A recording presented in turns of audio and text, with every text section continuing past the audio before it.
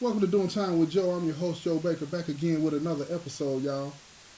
Let's talk about why the prison system is failing society in its mission to help make our communities safer by rehabilitating those in its care, right? This is going to be a controversial episode because it's going to go to the core of the problem, exposing how methods used by the system haven't changed much since the end of slavery. This episode is not meant to be an indictment against anyone on a personal level. In my mission to deter criminal behavior, I believe that it would be irresponsible of me not to point out the role that the current system plays in the continued criminal activity of those in its care. So sit back, relax, and enjoy the show. I think this is going to be one of those episodes that you might need to listen to a couple of times, right?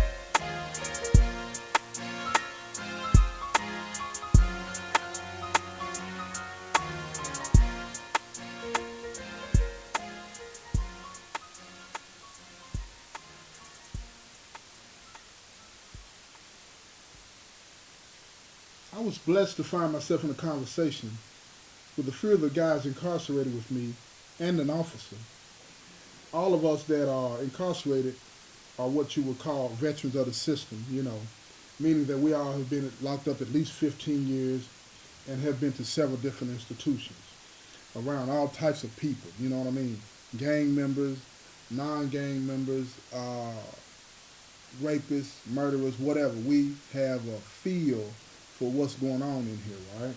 And the officer was also a vet, been around for a while, worked at a couple of institutions.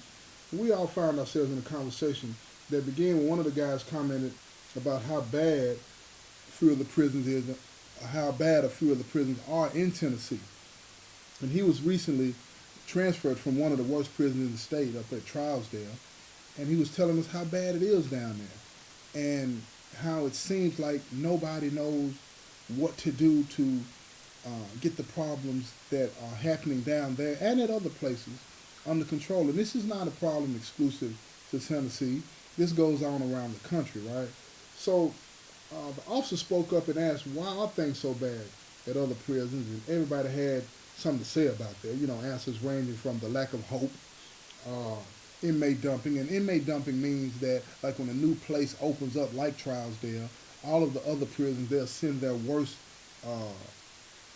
inmates down there, just to get rid of them, right? So this one prison has supposedly the worst of the worst all in one place, and that is what a lot of people, think is the problem. And the difference, and another thing that some of the guys pointed out, is the difference in the type of people that are at this facility versus other facilities.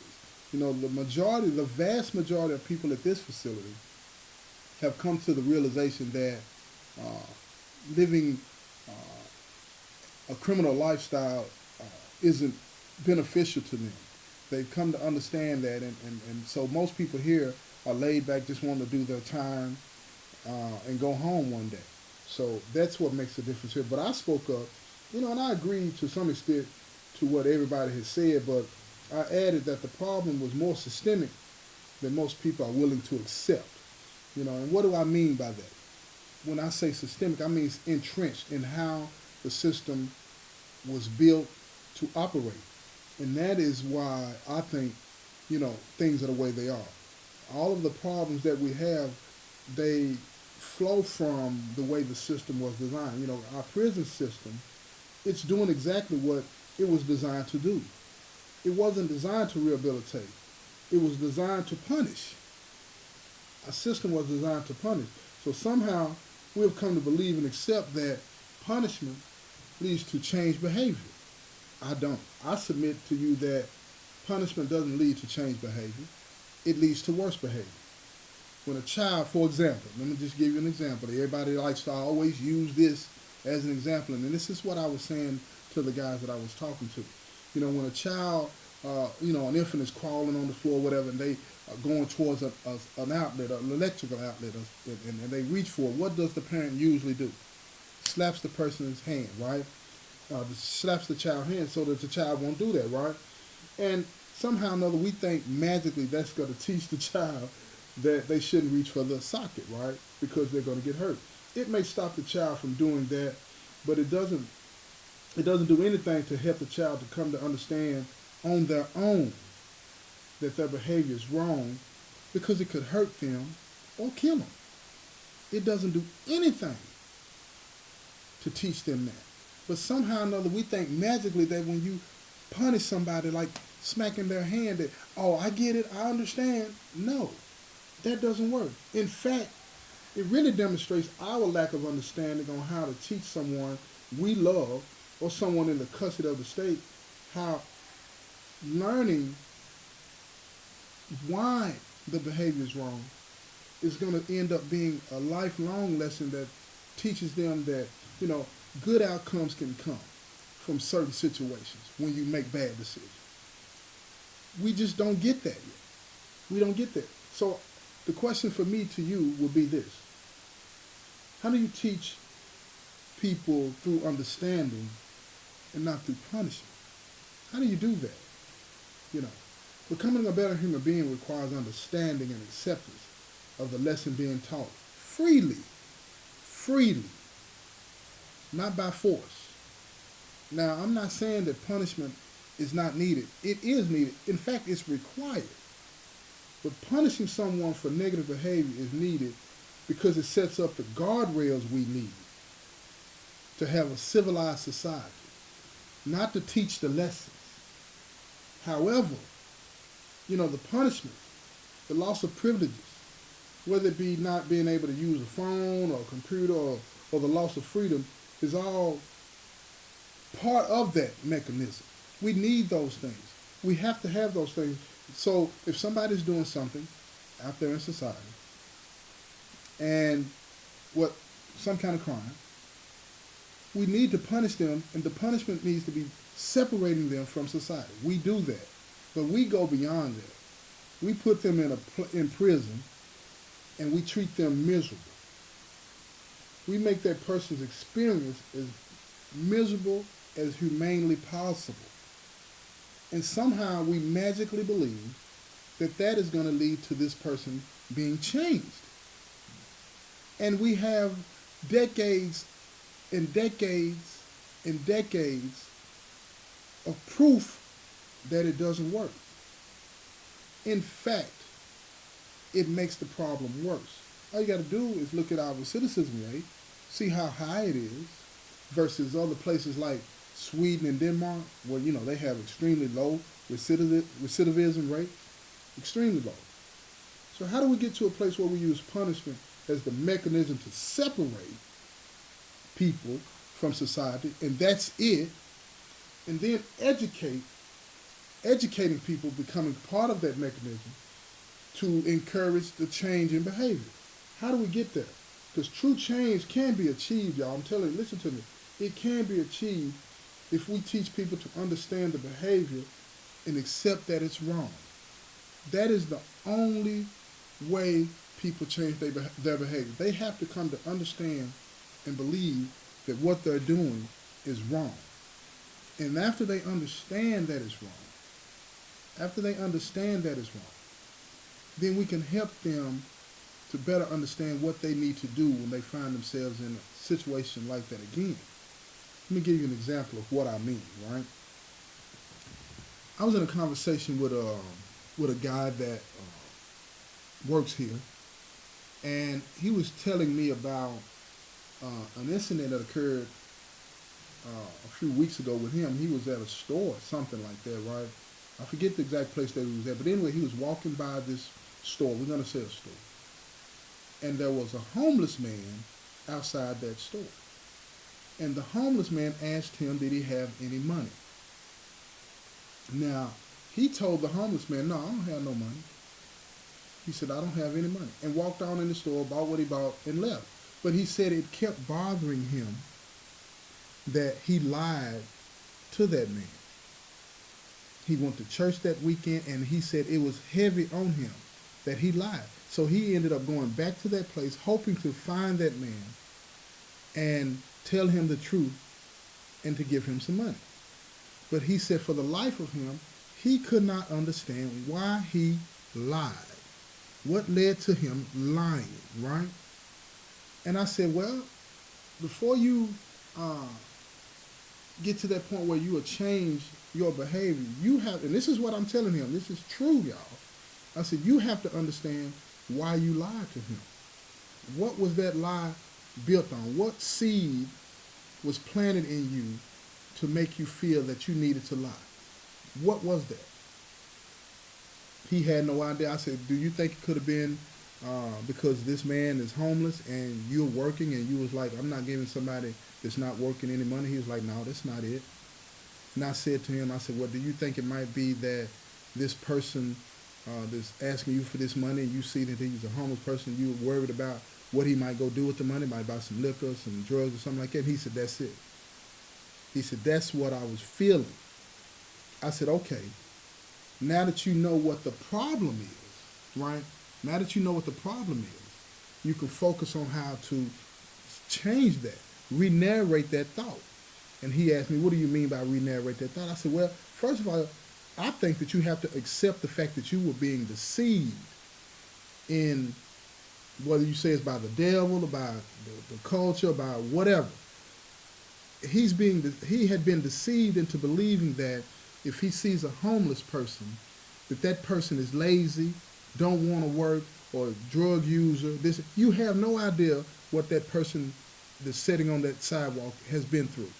But he had been deceived into these preconceived notions, and it automatically applied to that. And that deception, listen to what I'm trying to say here, y'all. That deception of that person that he had received in his heart caused him to lie. Caused him to lie. It was some part of him that knew it was wrong to lie, but he didn't know why he did it. On a subconscious level, he lied because he had been deceived into looking at this person and seeing this person as less than a human. That's why he lied, because he knew he was wrong. He knew he was looking at another human being, and he knew he should have done something. Whether he should have gave him some money or not, I don't know, but maybe it bought him something to eat, or bought him something to drink, or just told him, you know what I'm saying, brother, I can help you out in another way. But he knew he was lying when he said that, and that's why it bothered him. He was convicted by that, because he knew he was lying. Why is that important? Any change, whether it be a murderer, raper, robber, whatever the case may be, any change can only come when the person understands why they did what they did, and then come to understand and accept that it was wrong. We have to, as criminals, I'm going to say that sparingly in this situation, but as criminals, we have to come to understand that we have been deceived into believing that lifestyle is right. That lifestyle, even though we rationalize it, that lifestyle is something that it's an option for us. We've been deceived in that. Whether we've been deceived by the people in the streets, the people that we love, television, music, whatever it is, we have been deceived. And that deception causes us to participate in negative behavior because we see the people that we victimize as less than human. And we can do what we want to do to them. And y'all need to be following me here. We believe that, and that allows us to do what we want to do. Now, why is that important? Because that's exactly what the people that run the prison system do. People have been deceived into believing that an oppressive system, a system that makes people miserable, a prison system that makes people suffer, a prison system that allows the people that are in charge to victimize, brutalize, verbally or physically on a daily basis is right. They've been deceived into believing that. These are good people. Listen to me, I need y'all to understand what I'm saying. These are good people. They've just been deceived into believing that this system works. Just like some of you out there listening to this show. You believe that the system works. You believe that put somebody in prison and punish them, make them suffer, and then they'll stop doing what they're doing. No. You know that don't work. You know that don't work because you got people that you know and love that's coming home and end up coming back within 3 years. Why is that? What do you say? Well, why did you do that? That's what most people say after they get caught. The police ask them. That's what most family members ask. That's one of the first questions they ask. That's what the judge asks. That's what victims ask. Why did you do that? And most people, honestly, can't answer that question because they have not come to that place where they even understand it. They haven't gotten there yet. And if our system continues to be based off of oppression and punishing people to the point to where they start to believe that they don't matter, then nothing's going to change. Our system mimics the same process that was used to manage and control slaves. Did you hear what I just said? Everybody out there that always asks is why prison doesn't work. Why do they go back? If it's so horrible and miserable, why do they go back? Because the people in it, because those of us in it that have not come to understand what has been done to us, we'll go back to it. Because while we're here, we modify our behavior. We modify our behavior to survive the environment. Never getting the opportunity to address the underlying issues that cause us to think the way we think. Because we don't have time to. We're too busy trying to survive. Just like people out there that are not, you don't have time to really focus on, when the elections come up, you don't have time to really focus on who to vote for, this and that. You get your little sound bites in it, and you don't have that time because you got to go to work, you got to feed the kids, you got to take the kids to sporting events. You don't have time to do all of that stuff, right? So you cram at the end, and that's the same thing that people in prison do. We don't have time to focus on ourselves because we are too busy trying to survive being victimized, whether it be by the people in blue or the people in gray, verbally or physically. That's why we end up doing the nonsense. And even before you come to prison, even before we come to prison, we get caught up in that deception and believing that this negative behavior is going to benefit us. And then our behavior, it becomes criminal, and then we end up in here. That is why the problem is it continues to persist. We have to change the way the system works. The system cannot be designed to punish, but on paper it says to rehabilitate. They don't reconcile each other. What it does and what it says is two different things. Unless, I'll submit, that some people believe that punishment does change the behavior. Well, let me know how that's working out for you. Let's keep it real, y'all. And now I understand that you have to have those things in place to keep people safe, but that's not working either. If that were working, then why do you have places, these prisons, some of these prisons where people are getting raped every day, beaten every day, assaulted every day, extorted every day? You can't continue to say, well, that's just prison, and then on the flip side say, well, we're providing rehabilitation. Come on, man. Come on, man. You can't do that. And that's what we have. You want your cake and eat it too. So what do you do about that? How do we address that? How can we make our system better? How can we? Well, I got an idea. I'm going to just throw this out there. And I know a lot of people might not want to listen to somebody like me, but look here. I got a lot of experience in this. So I'm going to throw this out there. Why don't we have a system that up under, once you plead guilty or have been convicted of the crime by a jury, when the sentencing time comes, you're not just sentenced to prison for X amount of years. You're sentenced to prison for X amount of years, plus you're sentenced to have to take a certain amount of hours of therapy provided by the prison, right? You're sentenced to have to participate in this program provided by the prison. And this thing, all of these programs in therapy have to extend a certain amount of years. And upon completion of these things, then you have the opportunity, you should have the opportunity to go home. Why is that important? Because if you're getting therapy to dig down and figure out why you did what you did, why you thought that was right, if you're getting therapy that can help you understand what you did was wrong, and then you come to believe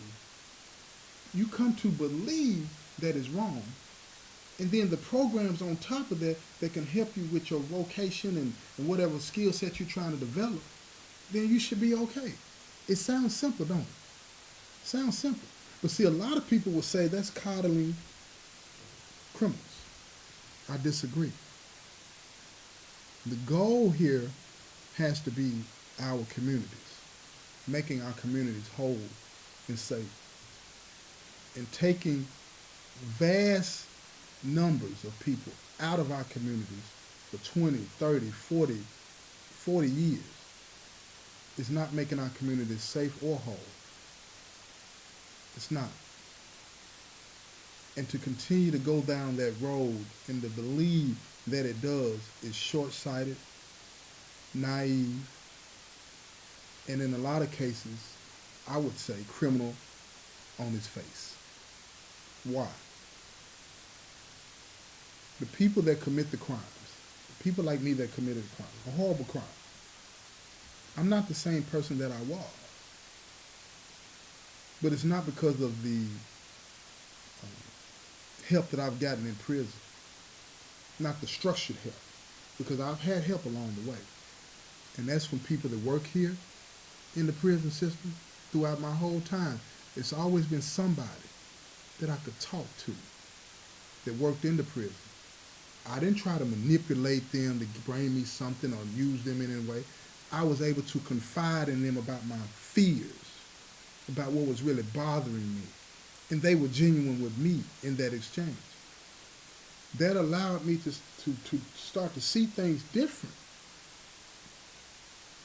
I've also had people in blue that I've been able to talk to and share with. When the environment was right, when I felt safe, I had time to focus on myself and what was going on with me. But when I didn't feel safe, I had to put on my guard, put my guard up and get to it. I'm trying to survive this thing. And that's how most people in here are. We're trying to survive this environment so we don't get the opportunity to work on ourselves. But when we go to court and we plead guilty or we get found guilty, instead of just sentencing us to prison time, go in there and work to maintain the system, we need to be sent in here to work on ourselves with the programming provided by the system, with people that care. With people that care. Not people that are more focused on the prison's well-being, but people that are focused on the individuals in the prison's well-being. That is a very important distinction. If the prison's well-being comes before the people in it, it's going to fail. It's going to fail. Because it has to be about the people in it. It has to be about the people in it. And it can be done. It can be done. You just got to have the will to do it. You just got to want to.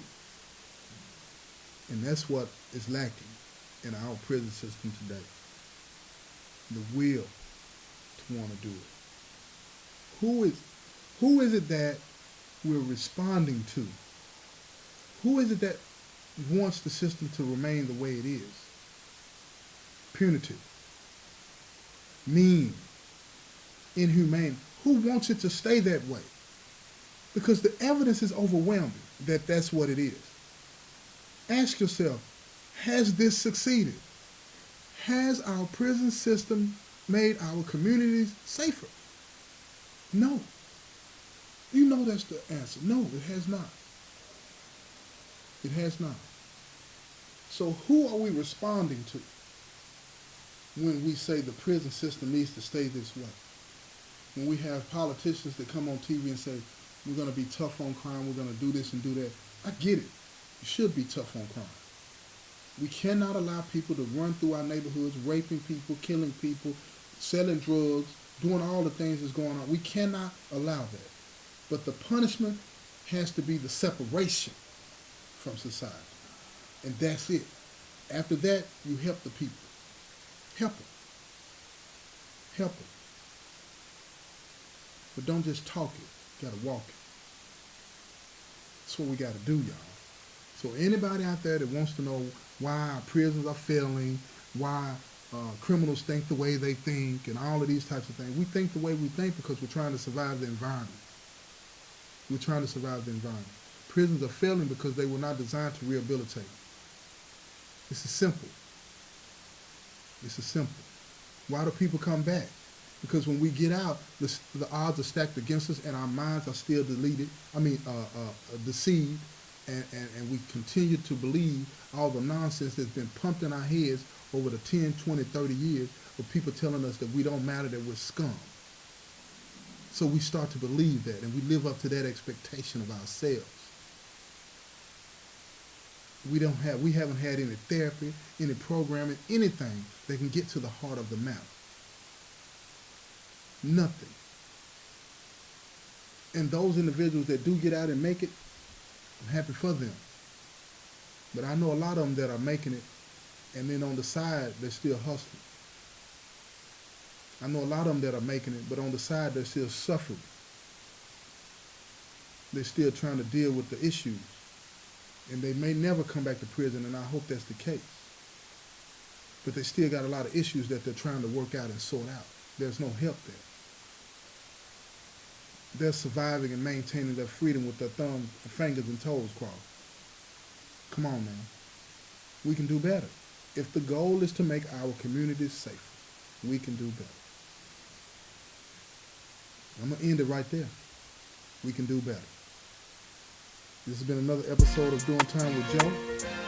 I'm your host, Joe Baker, and I say peace, y'all.